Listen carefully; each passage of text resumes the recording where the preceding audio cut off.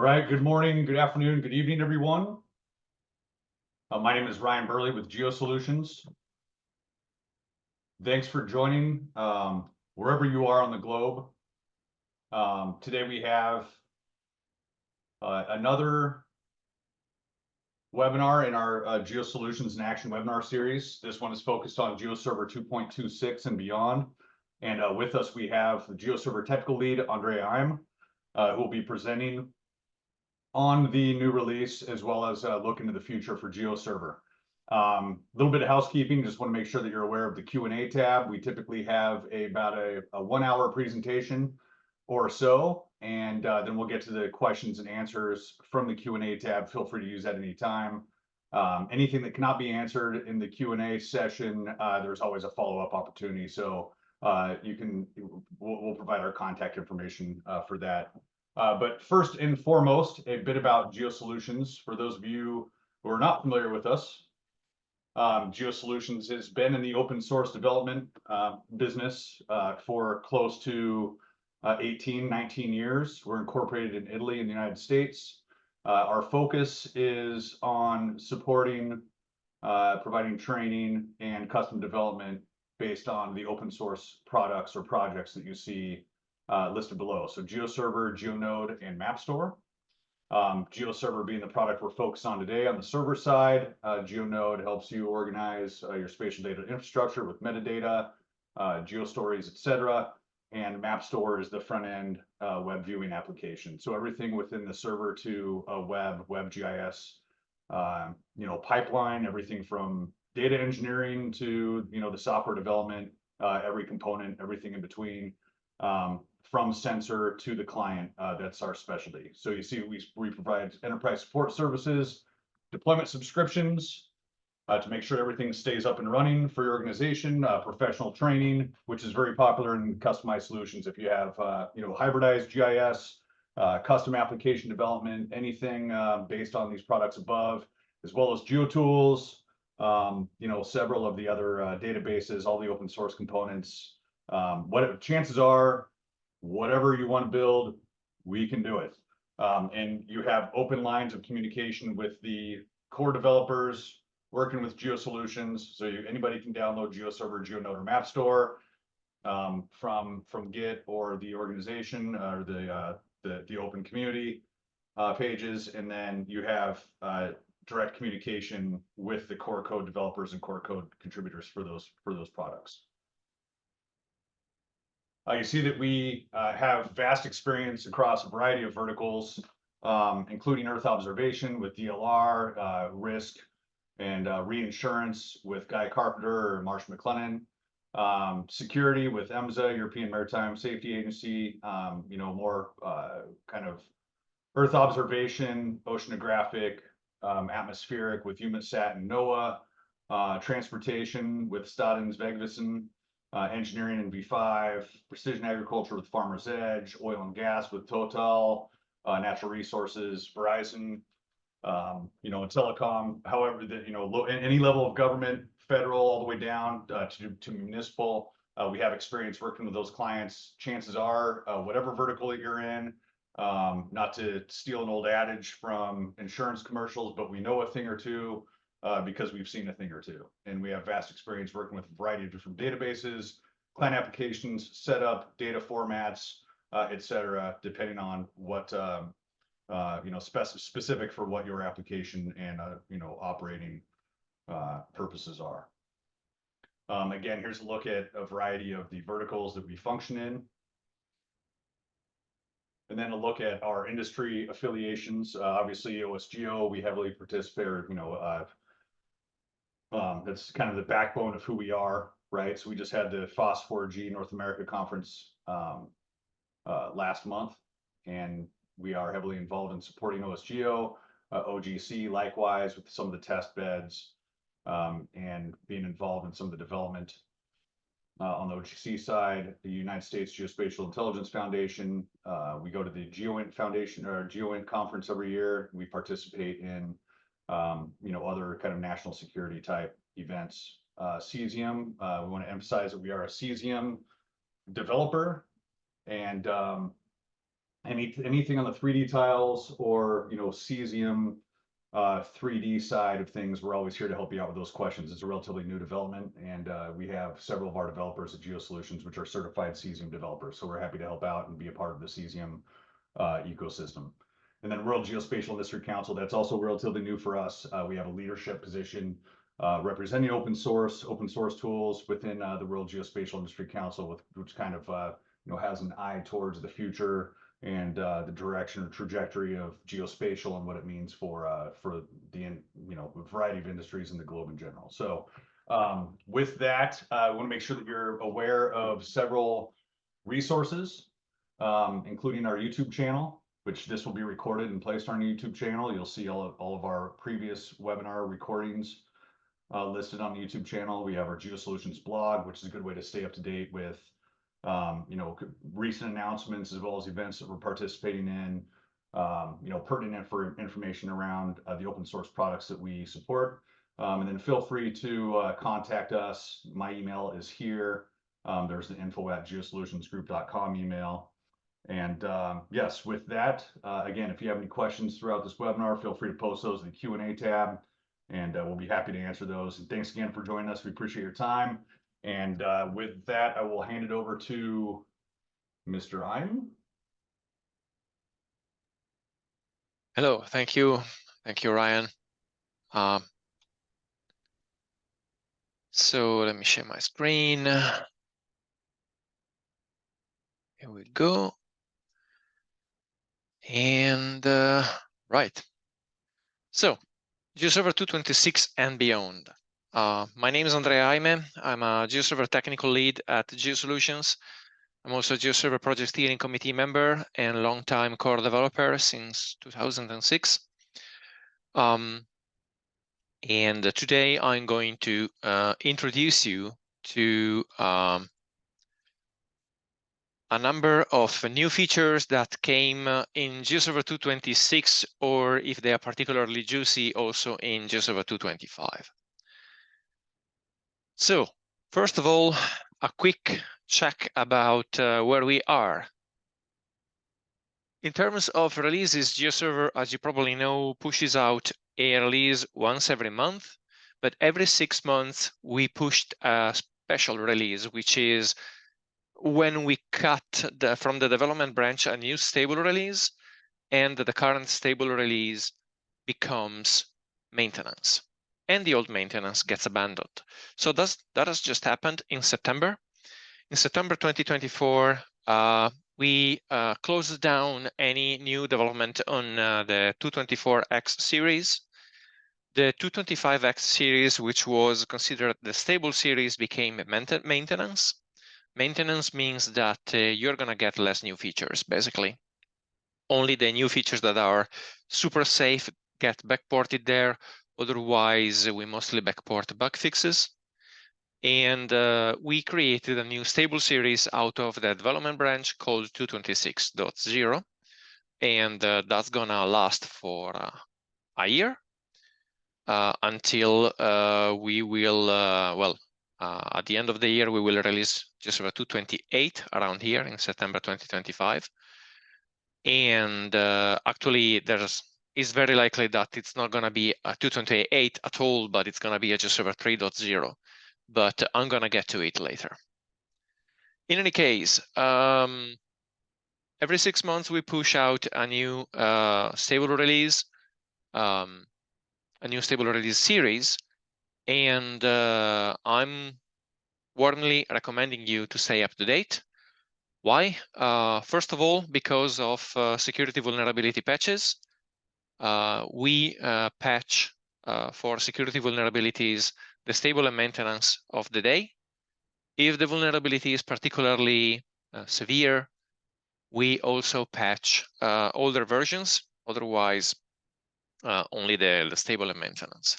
So please try to stay up to date and stay on the maintained branches.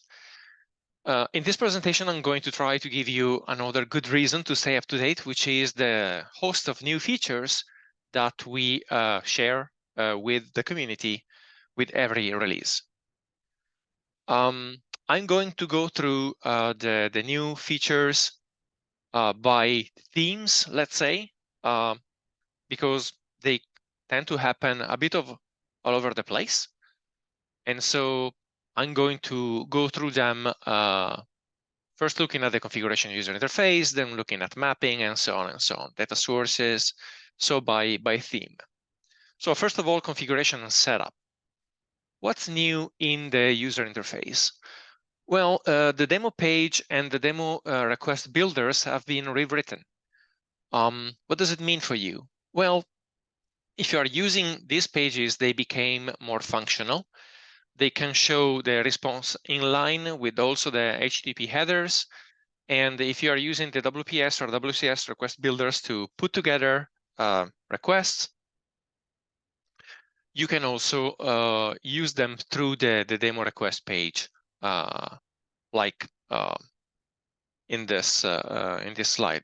In this slide we have the simple demo request, and but also the WCS and WPS request builders are now integrated with the demo request, so you can make them generate a request and then go and tweak it and modify it and look at how it works. It's a great way to, verify what goes on with a particular request and iterate over it.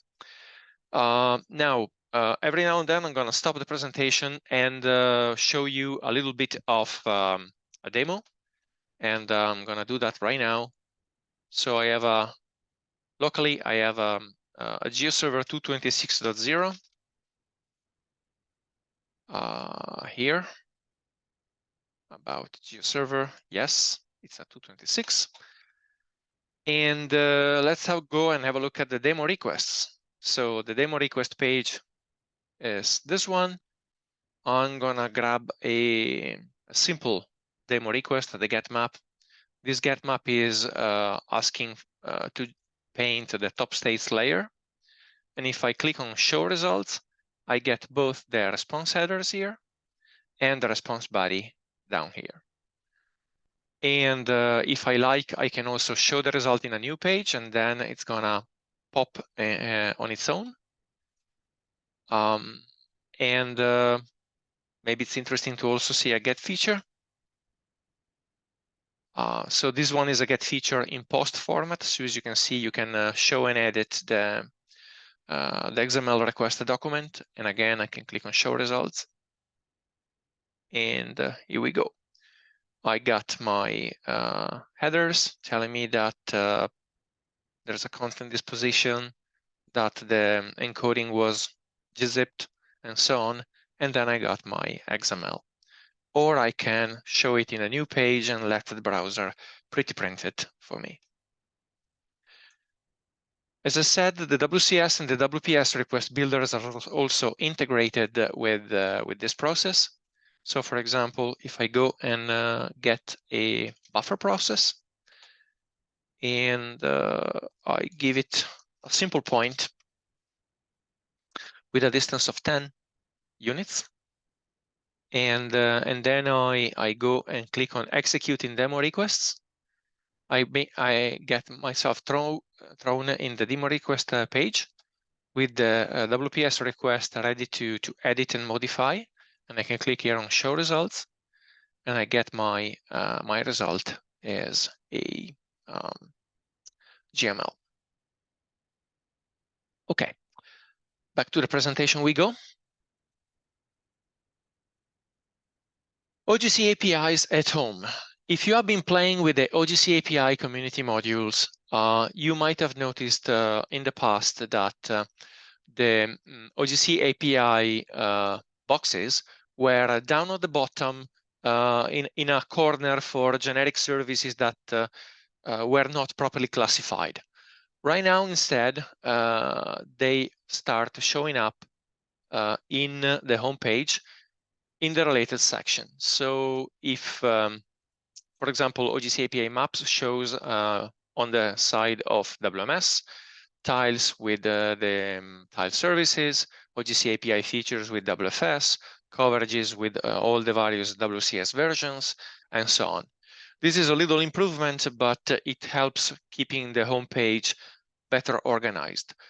As I said before, make sure, if you're looking for these boxes, make sure that you have installed the community modules for them. They are not part yet of the core release. However, you will be pleased to know that next week, me and two other core developers are going to participate in a code sprint to take at the very least OGC API features and bring it up from community to extension, meaning that you will start finding OGC API modules in the releases and not just in the nightly builds. Mapping. Lots of interesting stuff happening here. First off, raster attribute table support. What is a raster attribute table? Well, the idea is that I got my raster, and my raster has one band which is full of integer numbers, and these integer numbers are keying into a table that contains attributes. So I basically get to play both the raster and the vector data approach in terms of attribute management. And this raster attribute table is typically stored as a sidecar, as an XML file. Raster attribute tables have been part of the GDAL ecosystem for a while, and there is also a QGIS plugin that supports them. We added support for them in GeoServer. So let me show you again a little bit of a demo. Here I have this blue topo UTM-14, which is, as you can see, a GDAL VRT. So in this moment, I also have the GDAL extension installed in GeoServer. And this VRT comes with a raster attribute table inside. Now, if I go to the layer and have a look at it, I can see that this particular layer has 3 floating point bands. And this is interesting because 2 are actual data, and the third is the key index into the raster attribute table. So the first is bathymetry. Blue topo is a bathymetric data set for the United States. And so the first is the classic bathymetry. The second is a statistical indicator, an uncertainty regarding the value of the bathymetry. And the third is the entry into the raster attribute table. What does the raster attribute table contain? Well, if I have the raster attribute table plugin installed, and I say plugin, not community module, so it's part of the release, it's an extension, I will get this panel in the publishing section. And this allows me to explore a little bit of the raster attribute table contents.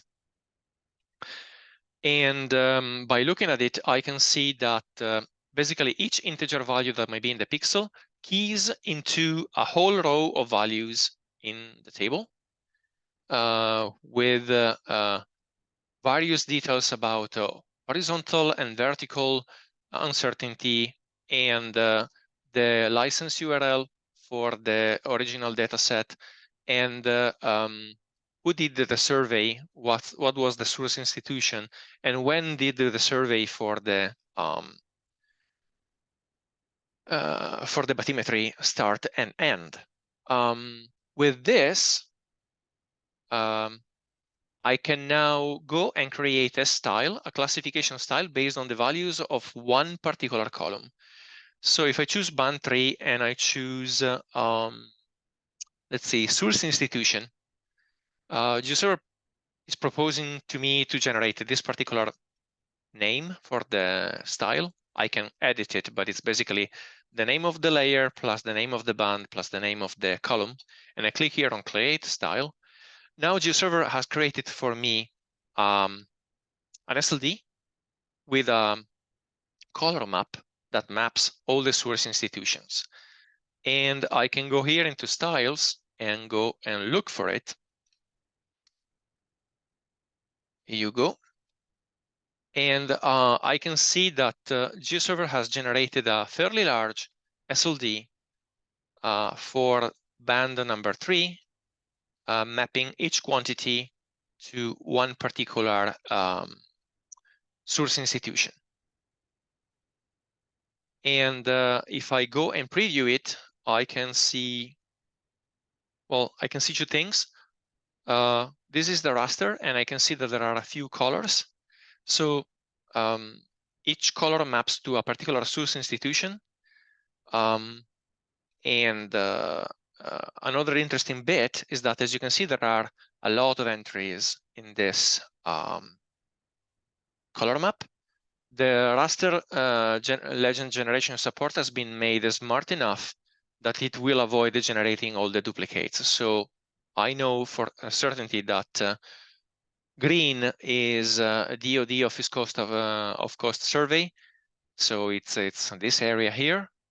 And I don't need to see it like 4,000 times in the legend. It's also probably interesting to have a look at how the map looks like in the preview. So let me search for that layer.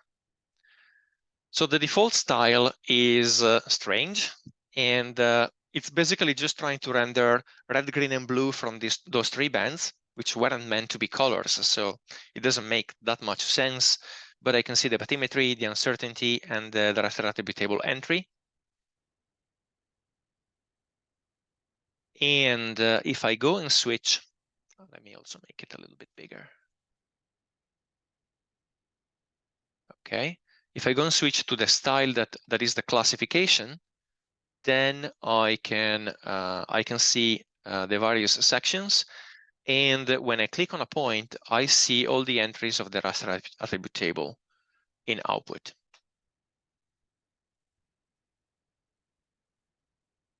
Okay, so this expands the ability of raster datasets into the realm of some of the capabilities of vector datasets as well. Okay, let's go back to the presentation for our next new functionality for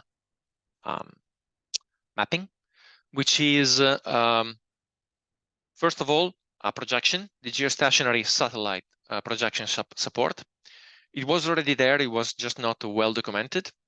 What we did for GeoServer 225 Plus was to create an autocode for it. What is an autocode? Well, it's a WMS-specific way to indicate a parametric projection. So when I say auto 97004, GeoServer knows that it's going to be a geostationary satellite, and it expects me to parameterize it with 3 extra values, which typically are the unit of measure, longitude of origin, and latitude of origin. For the particular case of the geostationary satellite, the only parameter that can be modified is the one in the middle, which is the latitude of origin. And again, let's have a look at a quick demo. I've prepared this sample request here.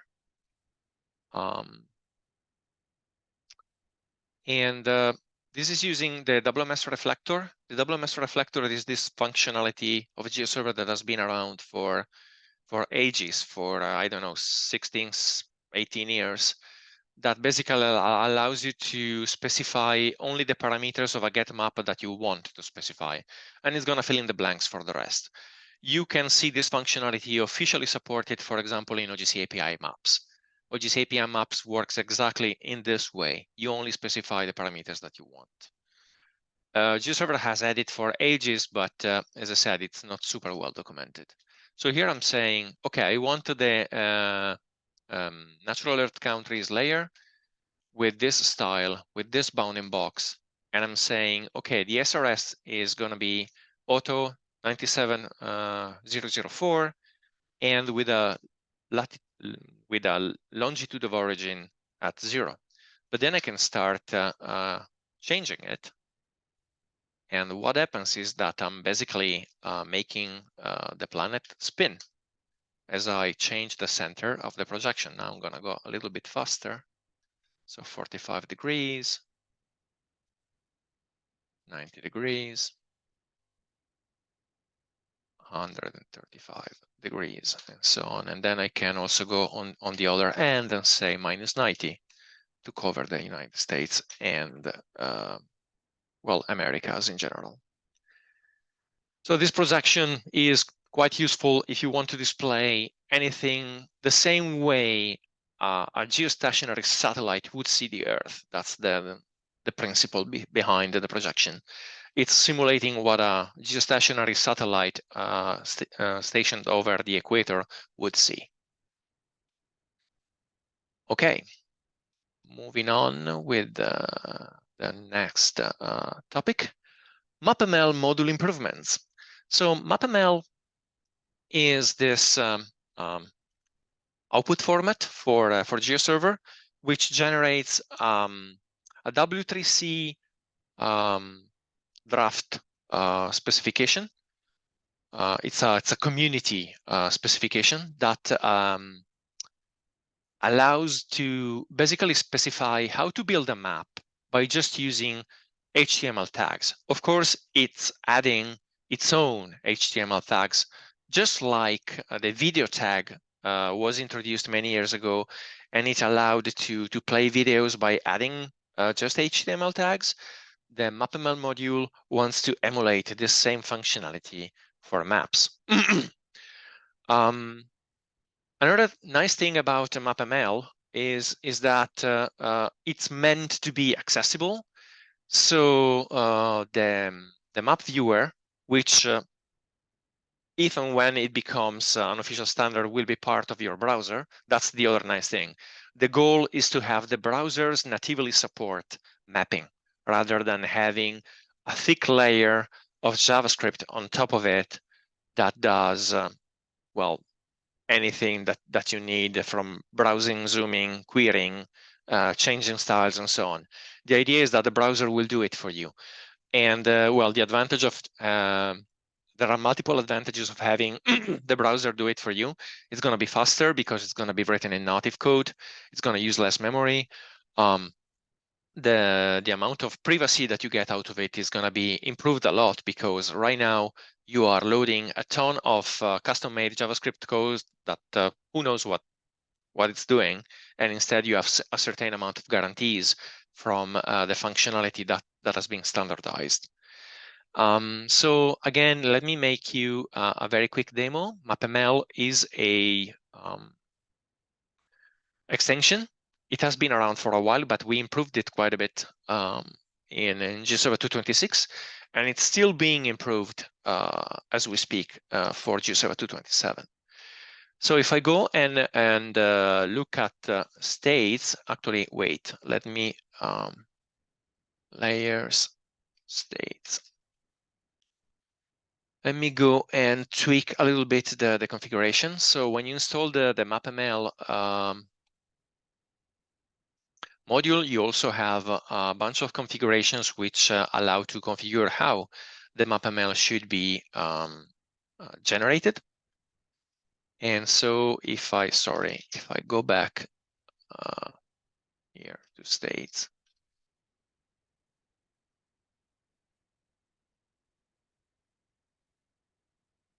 Okay, here is my classic map. One thing that I told you is that I can move around just by using the keyboard. So this is accessibility rather than using a mouse. I'm now zooming in and zooming out using the keyboard. I'm pressing plus and minus, and then I can pan around using the arrow keys, and I can do it quicker, I can do it slower, depending on which combination of keys I'm using. And this is, in my opinion, pretty interesting for any usage of GeoServer in public administrations, because public administrations typically have a target of being accessible, which means also making possibly maps that can be accessed by people that have motor dysfunctions and maybe have troubles using a mouse, but can use without problems a keyboard. And so the MapML viewer, which for the moment is a polyfill, which means you are still loading some JavaScript, but eventually plan is to make it part of the browsers, this thing is going to support full accessibility. Another thing that it's going to integrate well with is going to be screen readers. And to give you an idea of what that means, let me go back to the MapML settings. And here, there is this feature caption editor, where I can basically provide a description of what is my map that could be used by people that have vision deficiencies. I'm not talking necessarily about blind people, but more in general about people that have a vision impairment of any kind, and that could be supported by some descriptive text. So here I'm adding some extra property here.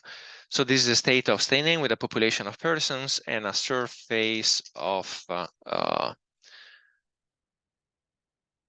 there should be a land area or something in here. Land kilometer, yeah. Square kilometers. Okay, so if I go and save this, and now I go for a vector preview, which I can get in many ways, setting the layer to generate directly vectors, or if I just want to go straight for it, I'm gonna ask the WFS to generate me a MapML with a viewer. So if I just click MapML, I get stuff that looks like XML, but it's actually MapML. So it's actually an extended set of tags for HTML. But if I go and open the why is the caption not working? Damn it! Well, the idea was that I was going to have the caption showing up as I hover, but I guess I fumbled something and it's not working. In any case, the idea is to have the caption show up when you browse over the map, which is gonna help the general population, but in particular the ones that have visions impairments. Okay, moving on to our next topic, CSS. So you know that GeoServer has a number of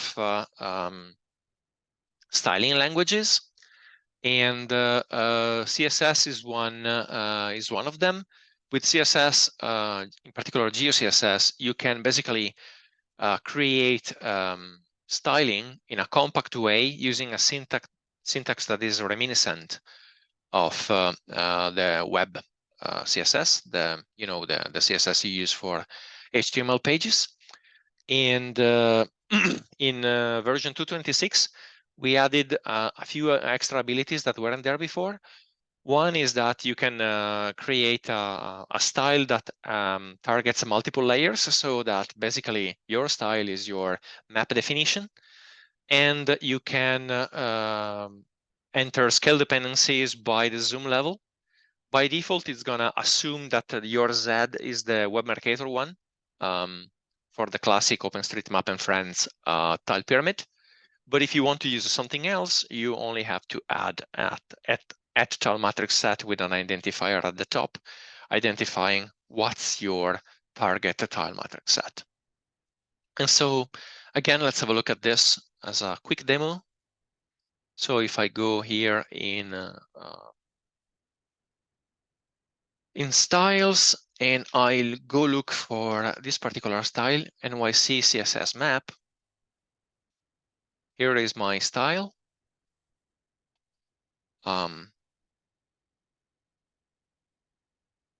With polygon landmarks styled in a different color depending on their class, an eventual label, and then the roads with road casing. I can see it here, a scale dependency, and a label again, and then the points of interest as a circle, again with a different scale dependency and some setting for my circle.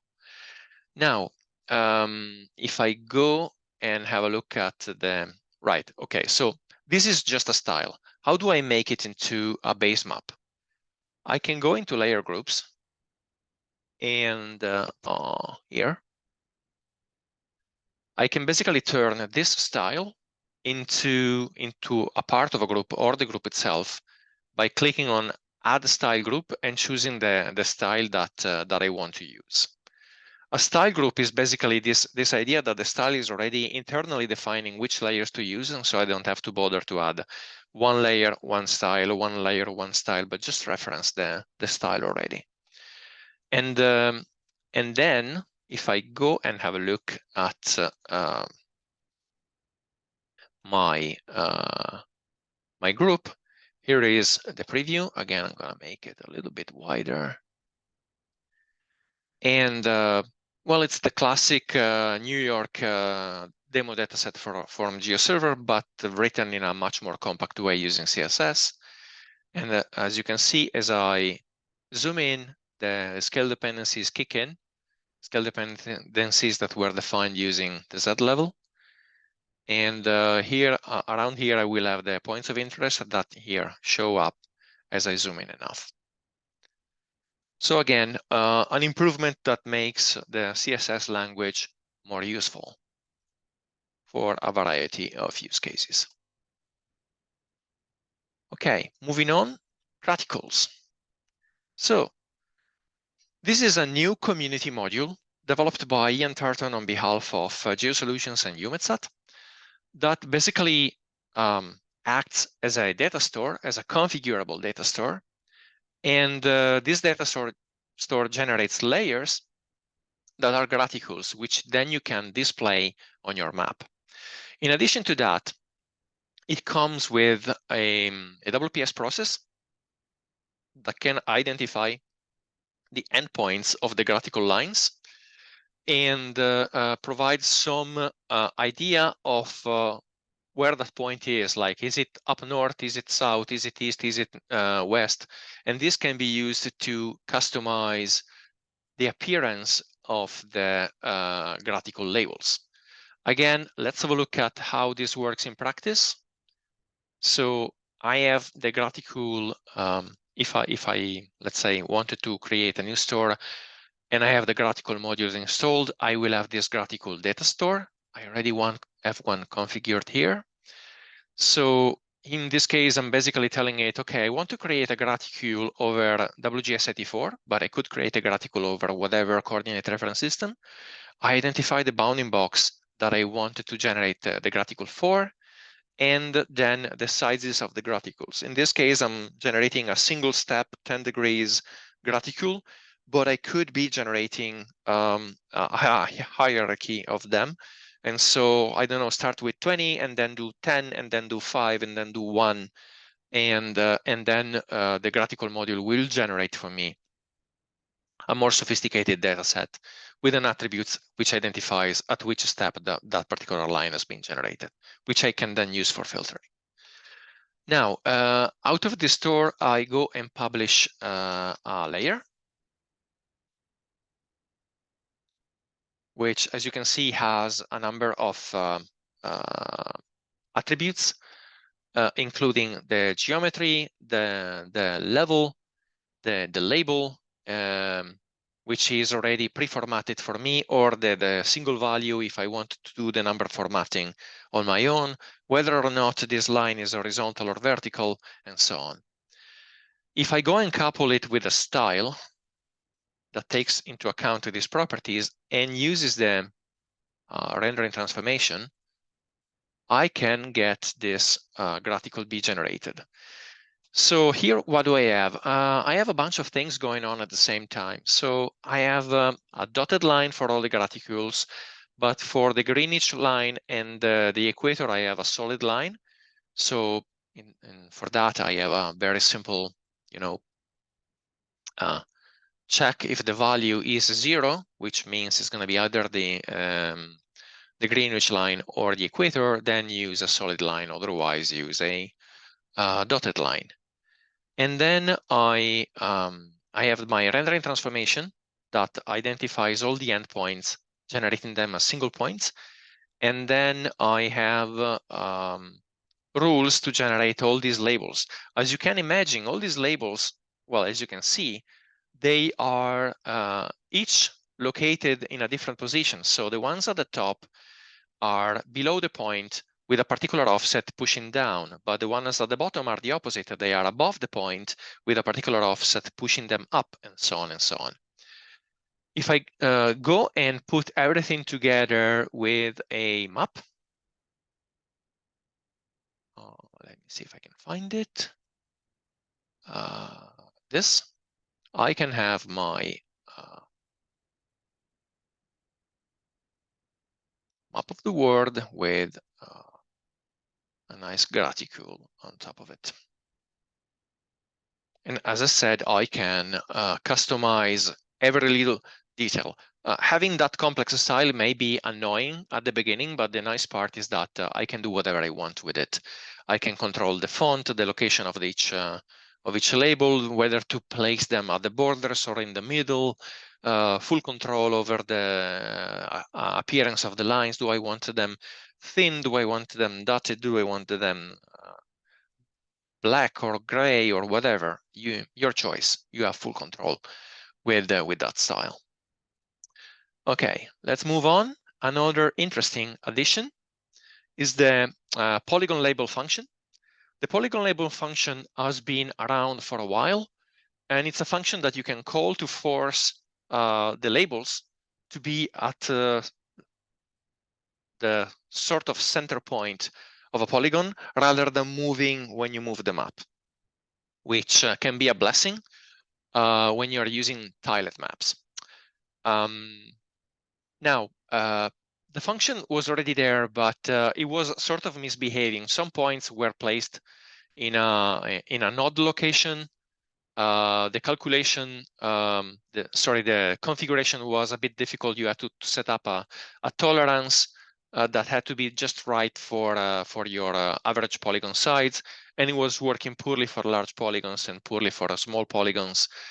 What happened in 2.26 is that we made it just a lot easier to use because the tolerance is computed on the fly for you. And it's also compared with the centroid or the envelope center, because those are kind of the points that our eye tends to go for.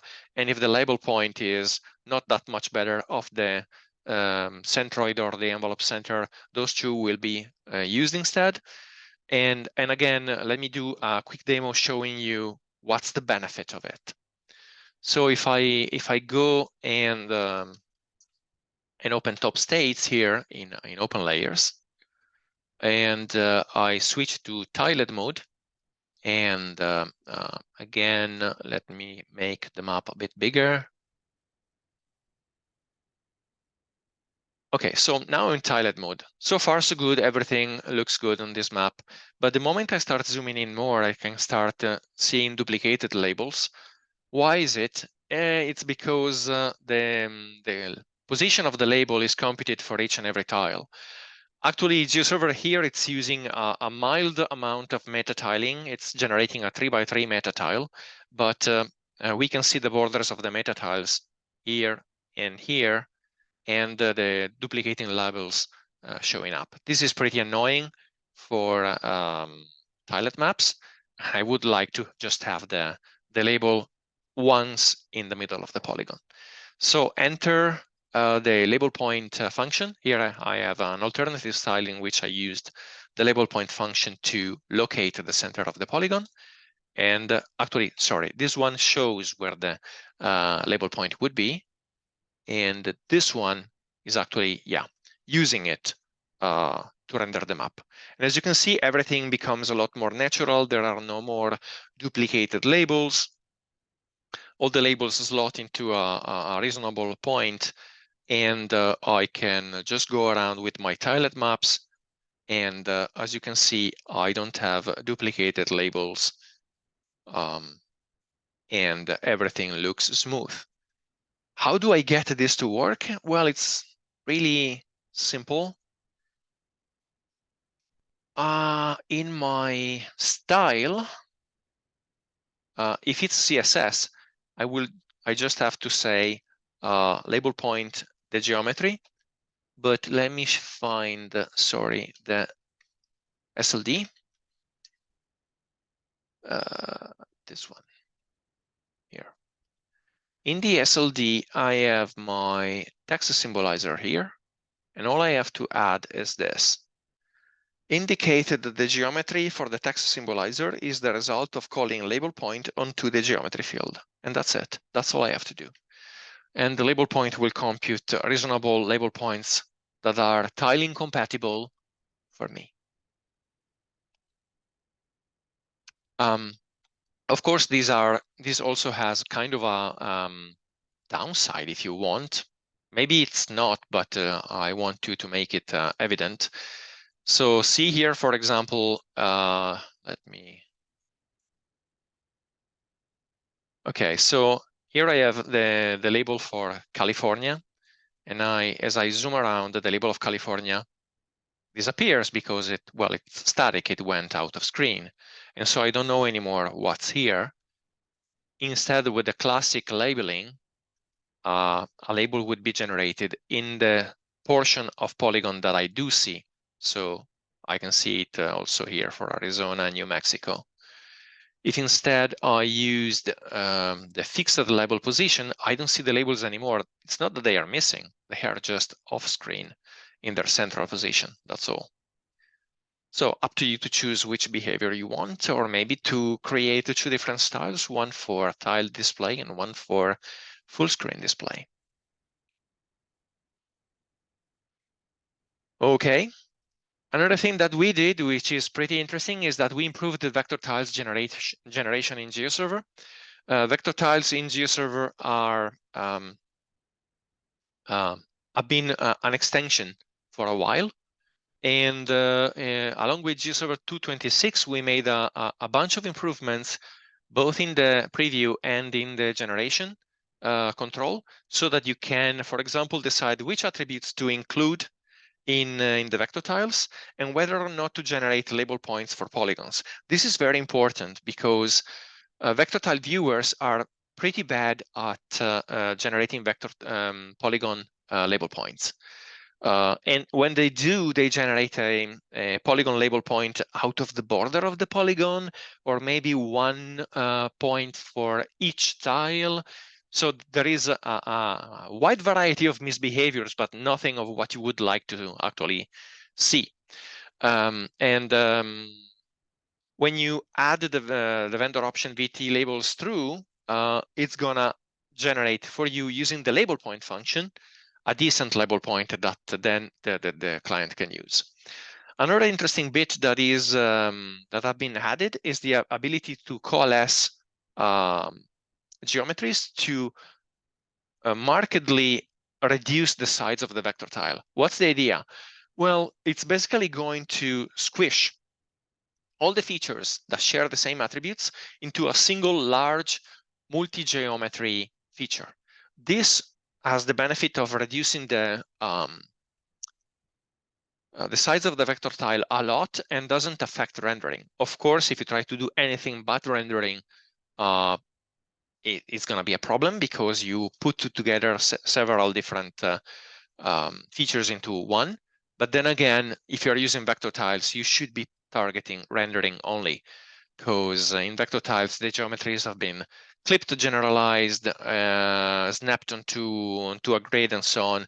So there is very little useful out of those geometries once they have been through that process. They are good for rendering and not much else. Again, super quick demo.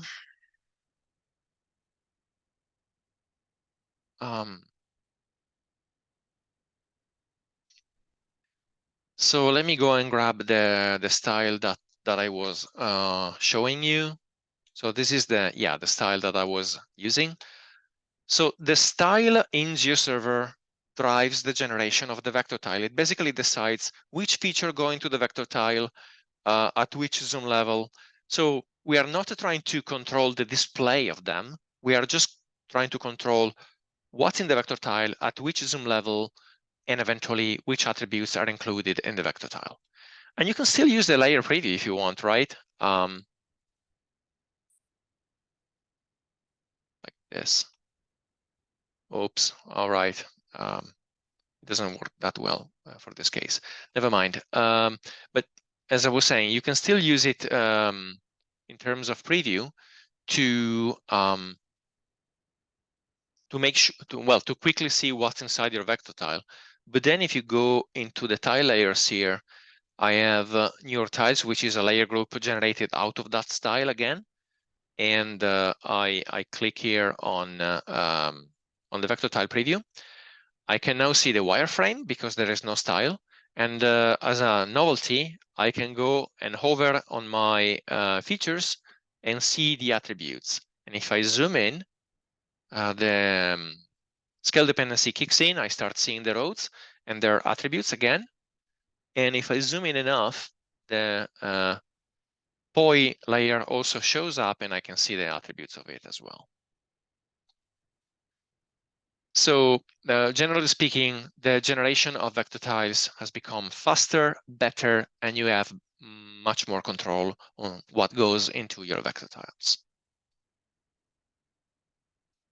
Next, data sources and formats. Okay, GDAL, we sped up the integration with GDAL a bit.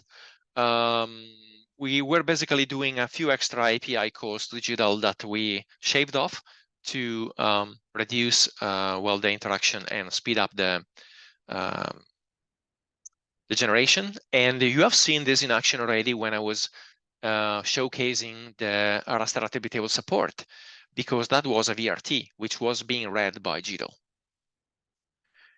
Another interesting thing when it comes to the image mosaic, we have this new functionality with this new merge mode that basically takes a set of overlapping images and allows you to decide how to compute the overlapping pixels.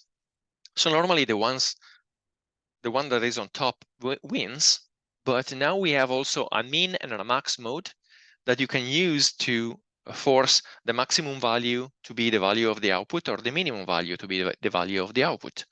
And I have, again, a quick demo for you.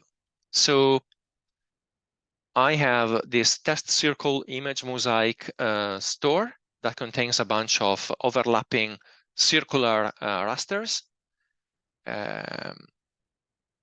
If I go into the layer configuration here, I can see that the merge mode for the moment is flat here.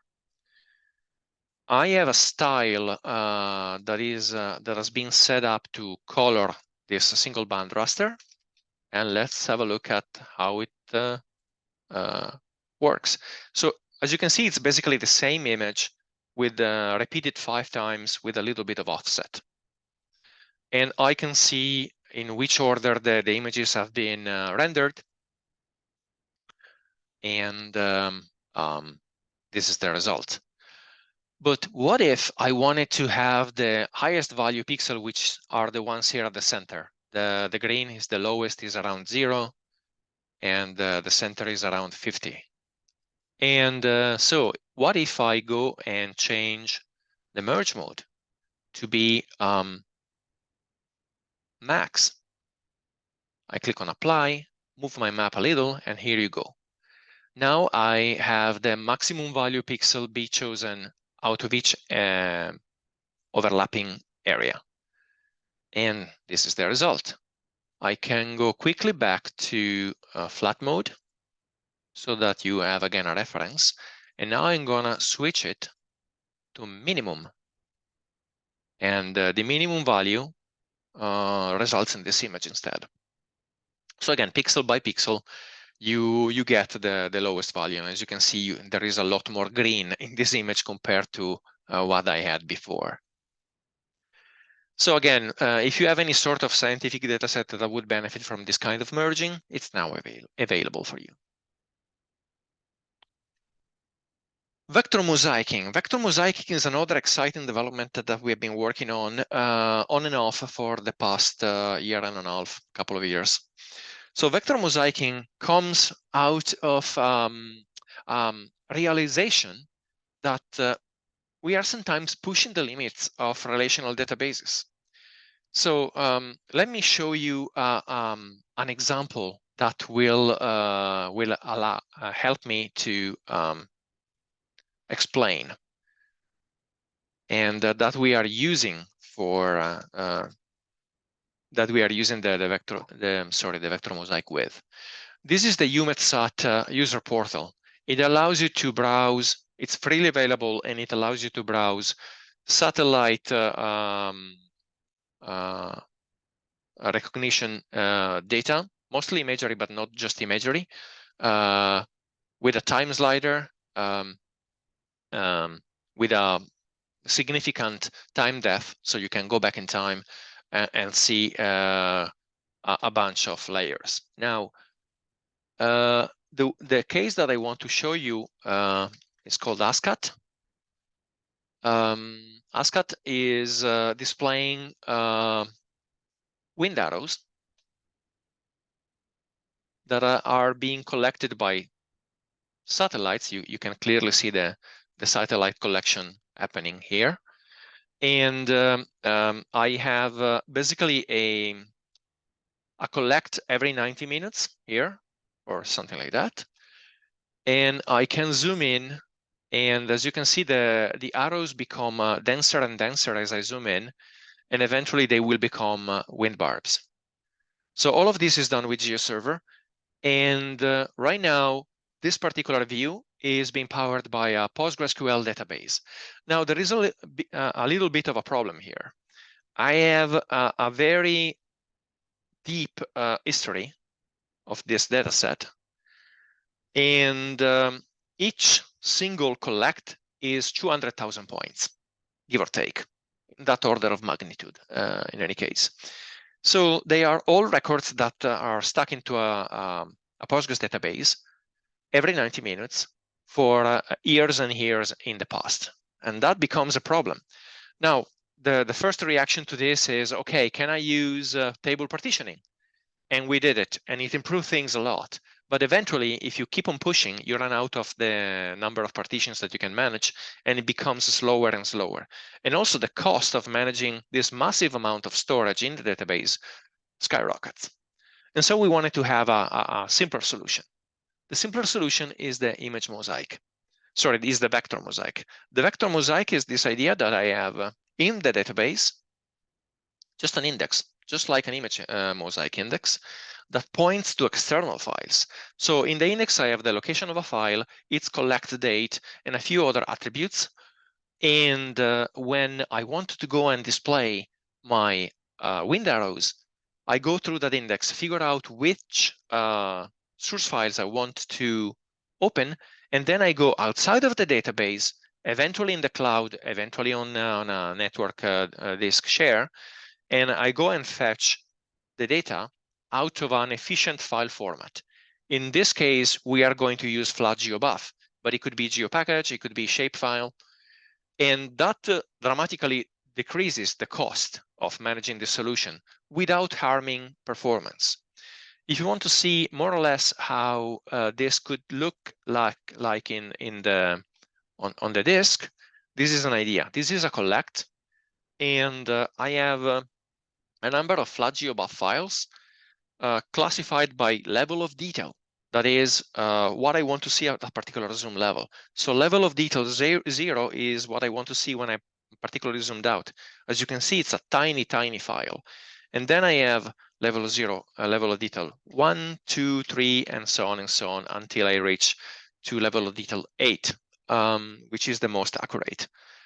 And basically, when I'm browsing the map and zooming around, GeoServer dynamically figures out which of these files to open based on the date and on the level of detail. And as I said, this massively increases performance while keeping costs at bay. So it's a very interesting solution for this kind of use case, but also for any sort of precision agriculture case that you might have. Okay, so services. GWC tile generation speedup. In GeoServer, so we had this external contributor, Mitchell Boseke, that has been providing a number of patches across the GeoServer stack of projects. He improved the PNG encoding for tiles that are part of a meta tile, which is what, you know, the 3x3, 4x4 image that we then slice into smaller parts to generate all the tiles. It reduced the locking contention at GeoC level, and it introduced better parallelization of tile computation in GeoServer, which has been merged just yesterday on the development branch. So these two parts are already included in GeoServer 2.26, and you can enjoy them already, and it's gonna make for faster tile generation and faster seeding. This better parallelization I can show to you using this demo server that we have that deploys 3 times a day. And this is Ordnance Survey Zoom Stack dataset in the south of England. Well, the improvement you can see, because before it, you would see each meta tile pop up on the screen all in a moment. You were waiting for it to happen, and then boom, it happened for 9 tiles, 16 tiles altogether, all the tiles in the same meta tile. Now, as you can zoom in, as you pan around, you can see that the tiles are being generated little by little.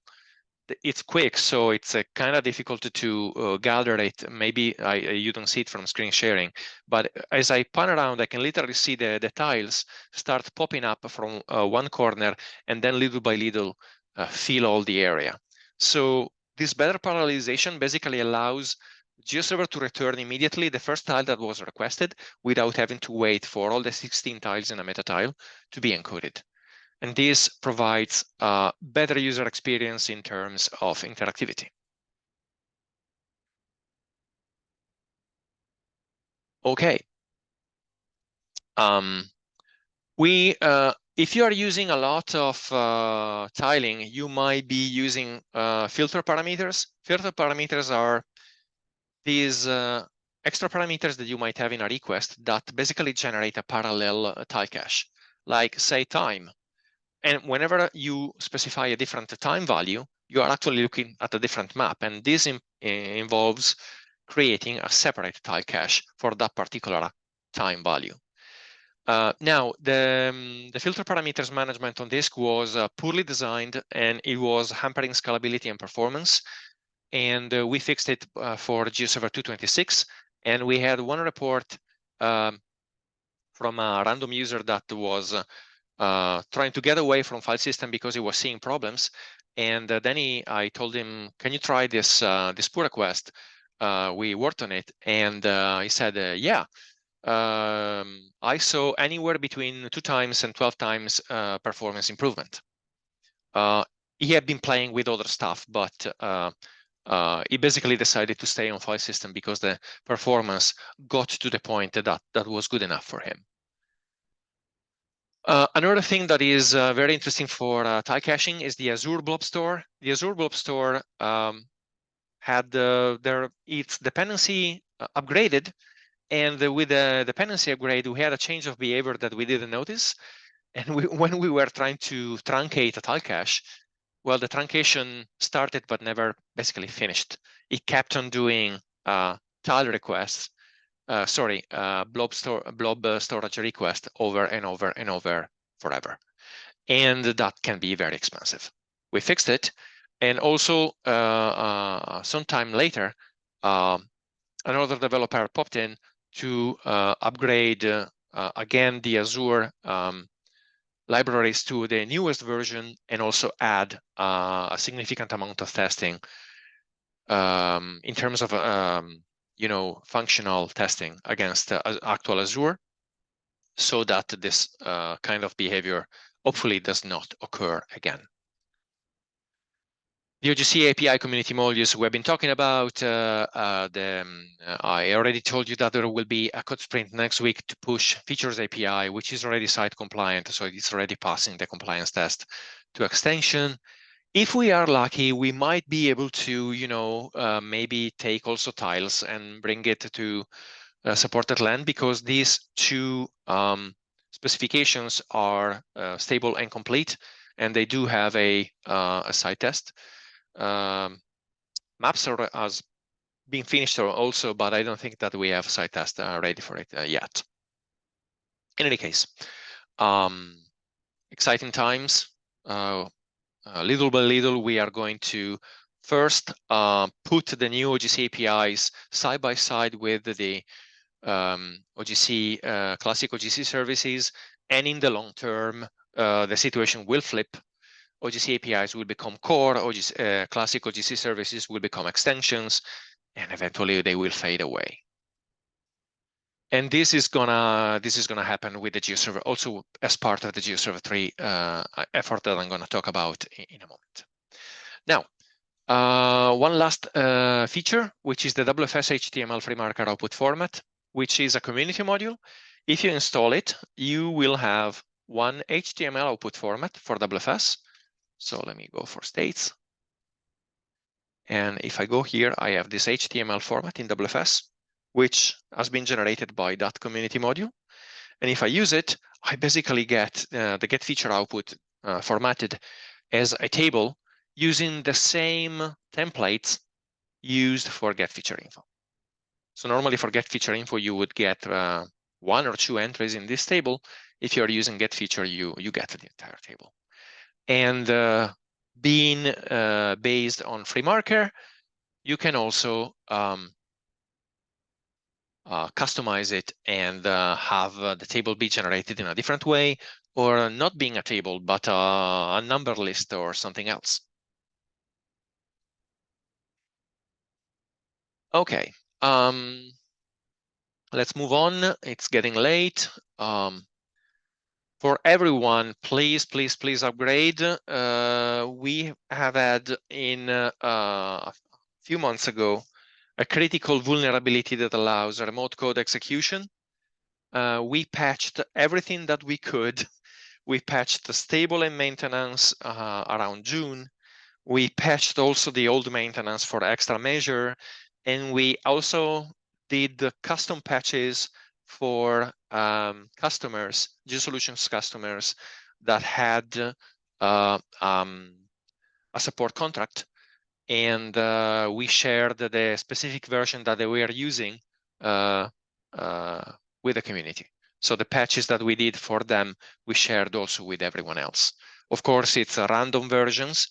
Most of our customers were already on stable and maintenance, but as you can see, some of them were were running something as old as 2.18, and we prepared a custom patch for them.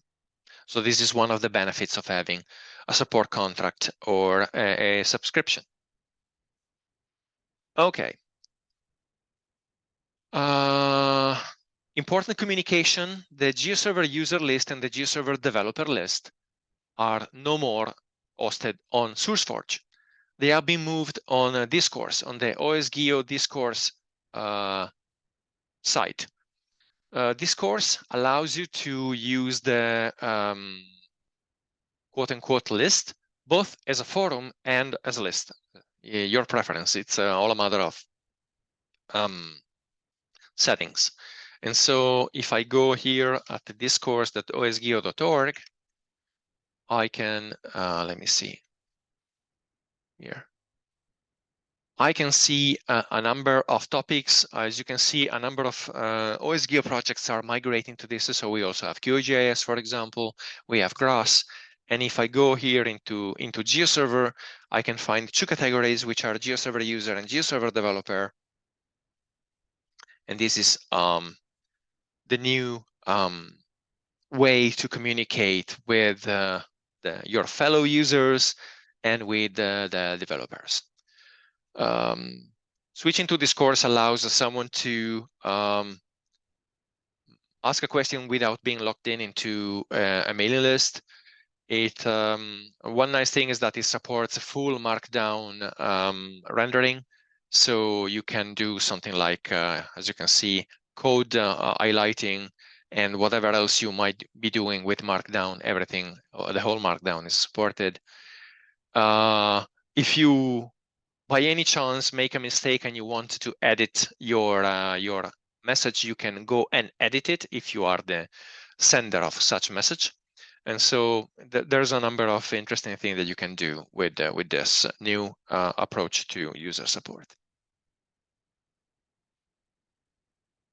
Another thing that's it's a bit sad in my opinion, but well, that's life, is that we are no longer going to do release candidates.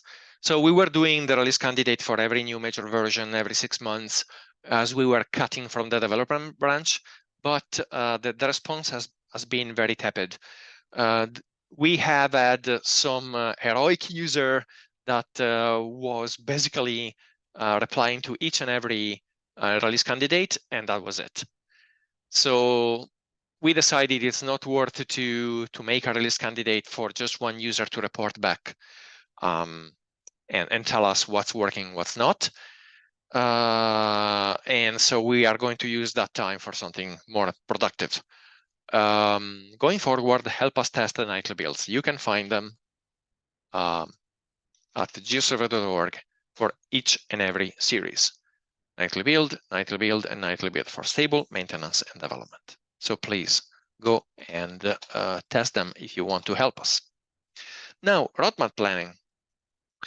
GeoServer basically normally doesn't have a roadmap. It's whatever you want to push for.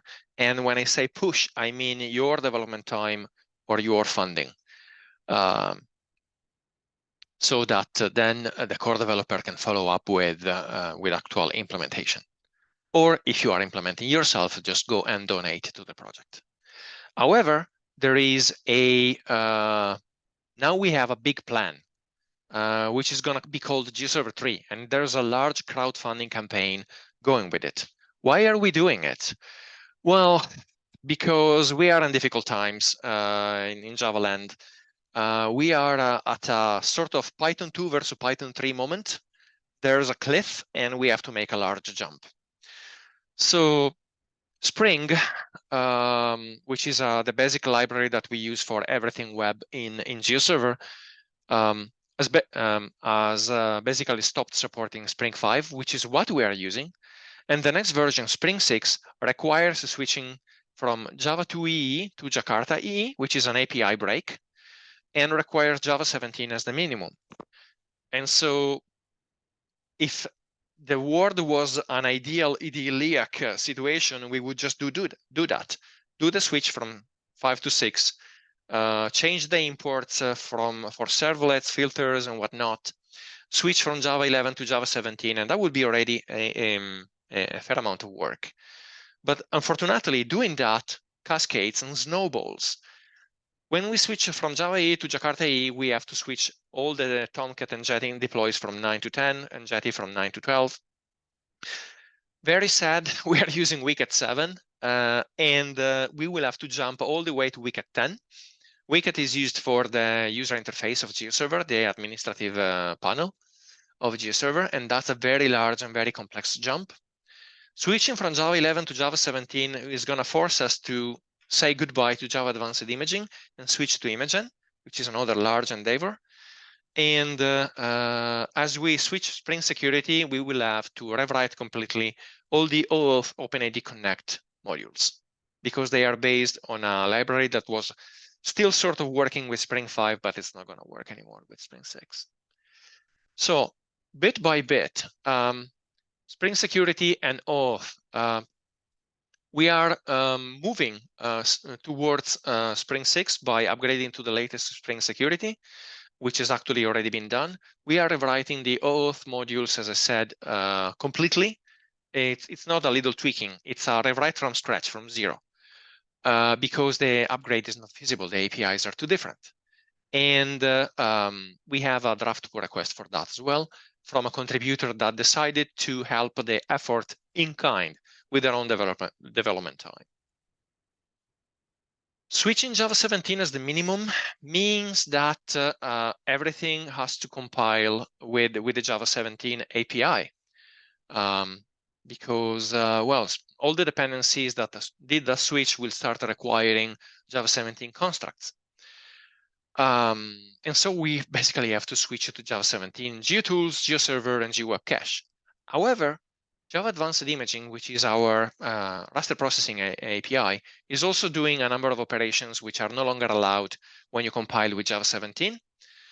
Thankfully, Eclipse got the sources of Java Advanced Images as open source, and they called it Imagen. And so we will have to switch to it.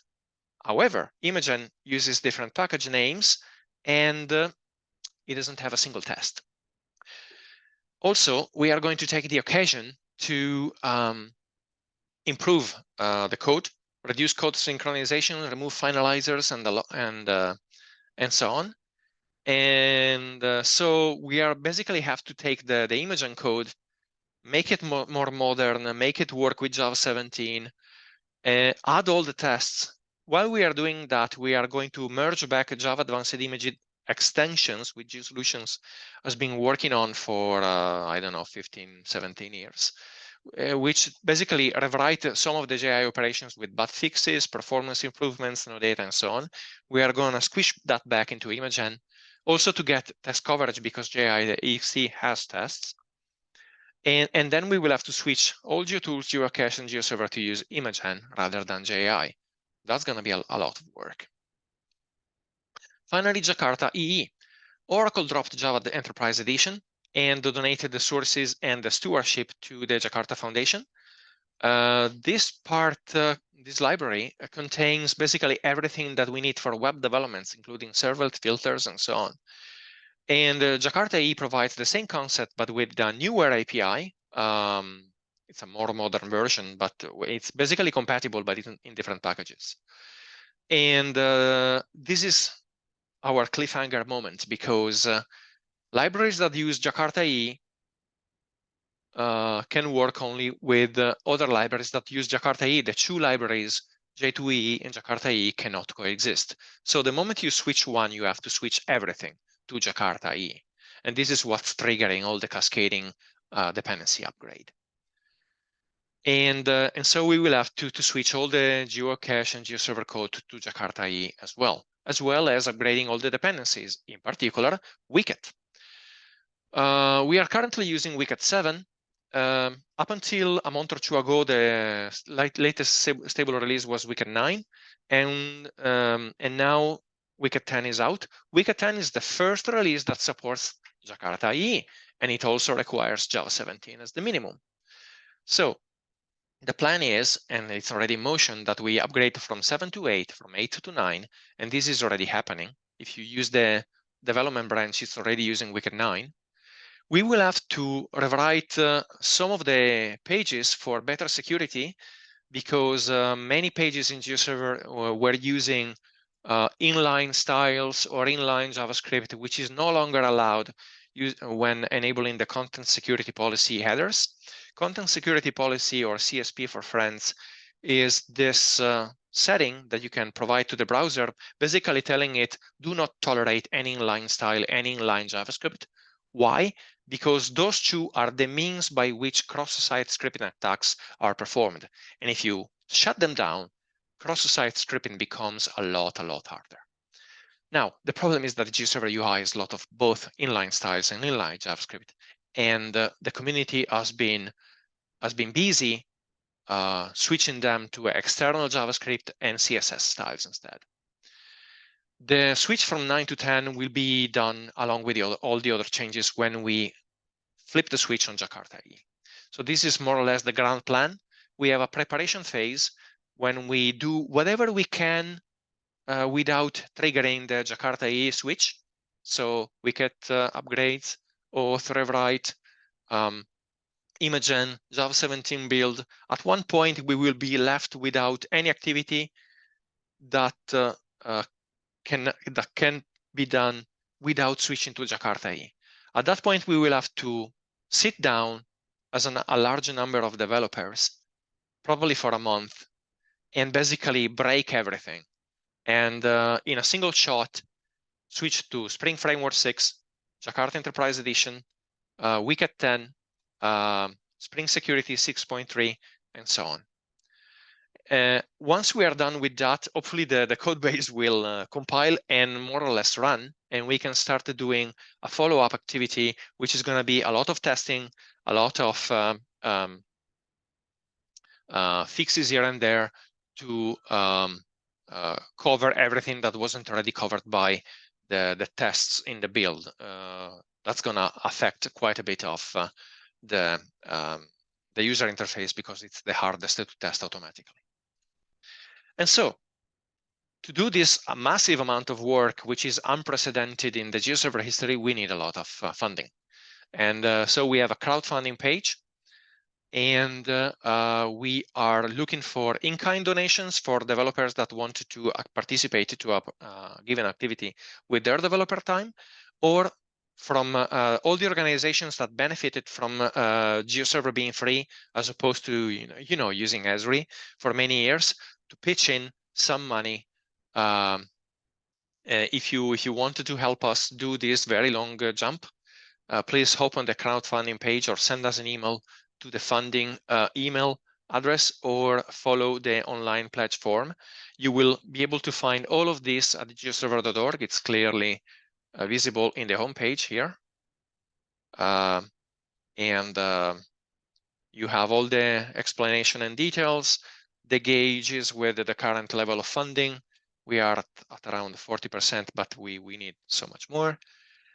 And eventually the email and the form that you can use to contact us with a pledge. So the idea is that we are gathering pledges, so people promising to deliver, I don't know, 5,000 euros, 10,000 euros to the cause. And the moment that we have all the funding we need pledged, we are going to start asking to get the actual donations. And with this, we are done. Thank you for participating. And now I'm gonna have a look at the Q&A. Oh, so many. I don't know if we, okay. Yeah, we have some time, Andrea. Thanks again. A lot of really good content there, especially towards the end and the crowdfunding effort. If anybody has any questions related to that, I believe Andrea provided, it's on geoserver.org. You can go there and see the technical roadmap and follow along with the funding effort, etc. But if you have any questions at all regarding that, feel free to contact us directly. And like Andrea said, all contributions in kind, monetary or other, obviously this is a nonprofit effort, and the turnaround time is very quick and it's compressed. So there's kind of a lot of pressure to get this done. That being said, obviously everything's appreciated. If you have any questions, contact us directly. And now we can move on to Q&A. Right. So if you have any question, please write them in the Q&A section. There is a Q&A button in your Zoom user interface. In the meantime, I'm going to answer the questions that I can. So first off, Hugo Herrador asked, does Cartosa Docker images track all these features? Yes, they do, or at least they used to. So with regarding Docker, there are a number of Docker images out there. Right now, GeoServer has an official Docker image that you can use, but Cartosa is still packaging GeoServer, as far as I know. And yes, they are getting all these features because what they are doing with their Docker image is setting up an environment in the Docker image with Tomcat, GDAL, and so on in Java. And then they are basically packaging each, now I'm probably looking at the wrong place. I should be looking at the Docker Hub. Let's see if there is a link. But yeah, as far as I know, pulling from Docker Hub.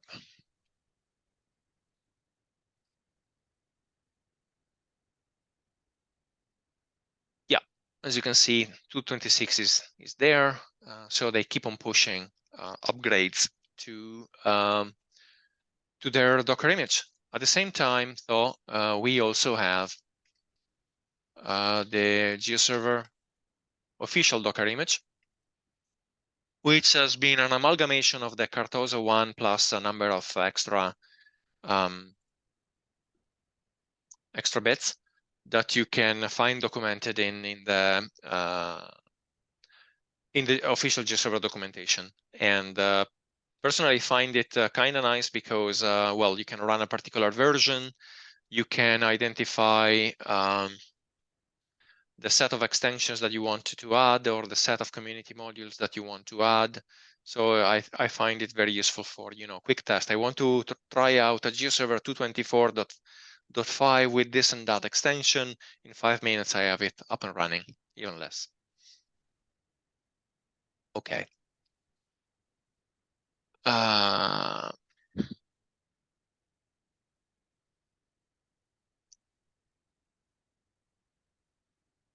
And then, can the raster attributable plugin work with ECW raster formats? Interesting question. So it depends. The ability to read a raster attribute table comes in GeoServer natively for TIFF files and comes with all GDAL data sources if GDAL can figure out that the raster attribute table is there. So when it comes to a GeoServer, let me go here. If you are using, now I probably don't have it here, but if you installed the GDAL plugin and you have the ECW format supported in the GDAL plugin, then you should be able to access the raster attribute table because it's literally just a sidecar file.